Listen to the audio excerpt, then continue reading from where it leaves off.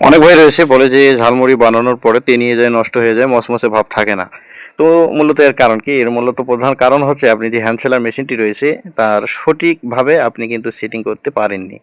তো আপনার যে প্যাকেটের মুখটি রয়েছে এই প্যাকেটটির মুখ যদি সঠিকভাবে না লাগাতে পারেন তাহলে কিন্তু আপনার মুড়িটি ৩-৪ দিনেই কিন্তু তেনিয়ে যাবে, নষ্ট হয়ে যাবে, মচমচে ভাব আর থাকবে না। তখন কিন্তু আপনার মুড়িটি খেতে বিচ্ছিরি লাগবে, অর্থাৎ ভালো লাগবে না। তো এজন্য অবশ্যই সাবধানতা অবলম্বন করে যে আপনার যে হ্যান্ড সেলার মেশিনটি রয়েছে সেটি সঠিকভাবে আপনি সঠিক মাত্রায় আপনার যে রেগুলেটর রয়েছে সেটি কিন্তু আপনাকে বসাতে হবে। এজন্য আপনাকে আমি সাজেস্ট করব যে শুরুতেই আপনি আপনার হ্যান্ড সেলাই মেশিনটি আপনার ভোল্টেজ অনুযায়ী সঠিকভাবে করে নেবেন। যে আমি মূলত আমার ২ থেকে ৩ এর মাঝামাঝি কাটা রাখলেই কিন্তু হয়ে যায়। তো হ্যান্ড সেলাই মেশিন আপনি আপনার কারেন্টের যে ভোল্ট রয়েছে তার উপর নির্ভর করবে। মূলত সেভাবেই আপনি সেটিং করে নিবেন সাবধানতা অবলম্বন করে, এবং ছোট বাচ্চাদের দিয়ে কখনোই কাজ করাবেন না। এতে করে আপনার মালের যে গুণগত মান রয়েছে সেটি কিন্তু হ্রাস পাবে এবং আপনার প্যাকেটের মুখ সঠিকভাবে লাগাতে পারবে না। এজন্য আপনি শ্রমিক হিসেবে বড়দের নিয়োগ দেওয়ার চেষ্টা করবেন।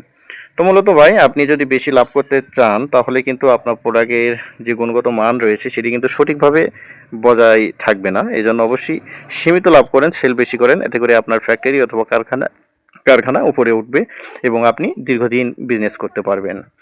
তো মূলত আমরা যেভাবে এই বিরিয়ানি ঝালমুড়িগুলো তৈরি করি, তো এর ভিডিও আমরা ইতিমধ্যে আপনাদের সামনে দিয়েছি এবং আরও ভিডিও আসবে আগামীতে, নতুন নিত্য নতুন ভিডিও আসবে। এজন্য অবশ্যই আপনাদেরকে আমি বলবো, সো যদি ভালো লেগে থাকে অথবা আপনি যদি বিজনেস করার ইচ্ছা থাকে, কারখানা করার ইচ্ছা থাকে, তাহলে অনুরোধ করবো আপনাদেরকে আমাদের চ্যানেলটি সাবস্ক্রাইব করবেন। আর যদি আপনি এরকম বিজনেস করার ইচ্ছা যদি না থাকে তাহলে ভিডিওগুলো দেখার আপনার কোনো প্রয়োজন পড়ে না, কেননা আপনার অযথা সময় নষ্ট হোক আমরা কখনোই চাই না। আমরা চাই যে আমাদের ভিডিওগুলো যারা দেখবে তারা যেন কাজে লাগাতে পারে, তারা যেন উদ্যোক্তা হয়। আপনি যদি অন্য কোনো আপনার বিজনেস থেকে থাকে, সরকারি চাকরি বলেন, যে কোনো কাজ বলেন, অথবা আপনি আমাদের এরকম বিজনেস করবেন না, তাহলে অনুরোধ করব ভিডিওটি না দেখার, কেননা অযথা সময় নষ্ট করা কখনোই ঠিক না। আপনার প্রতিটি সময় প্রতিটি মুহূর্ত আপনাকে কিন্তু ভাই কাজে লাগাতেই হবে। তো এজন্য আপনার সময়কে মূল্যায়ন করতে হবে। সময়কে মূল্যায়ন না করলে কিন্তু আপনি সফল হতে পারবেন না।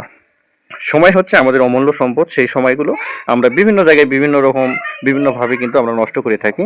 তো এর কিন্তু অবশ্যই আমাদেরকে একদিন না একদিন অর্থাৎ অনুতপ্ত হতে হয়।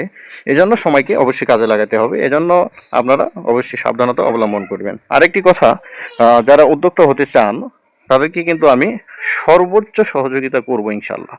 যারা উদ্যোক্তা হবেন, যারা বিজনেস করবেন, যারা স্বাবলম্বী হতে চান, অথবা যারা বেকার রয়েছেন, যারা ছাত্র রয়েছেন, অথবা বিভিন্ন অসহায় ব্যক্তি থাকতে পারেন, তাদেরকে আমি সর্বোচ্চ সহযোগিতা করব বিজনেস রিলেটেড যে কোনো পরামর্শে, অথবা যদি আর্থিক সহযোগিতাও লাগে আমি কিন্তু দিতে প্রস্তুত রয়েছি।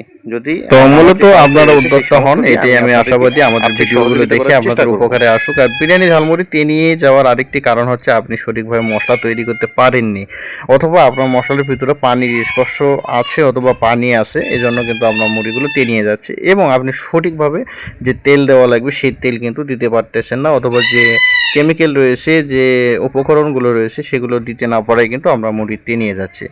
তো এই জন্য সঠিকভাবে সঠিক প্রসেসে সঠিক মশলা মিশ্রণ করে আপনার মশলাটি পারফেক্টভাবে তৈরি করতে হবে, তাছাড়া কিন্তু কখনোই আপনার মুড়িগুলো ভালো থাকবে না।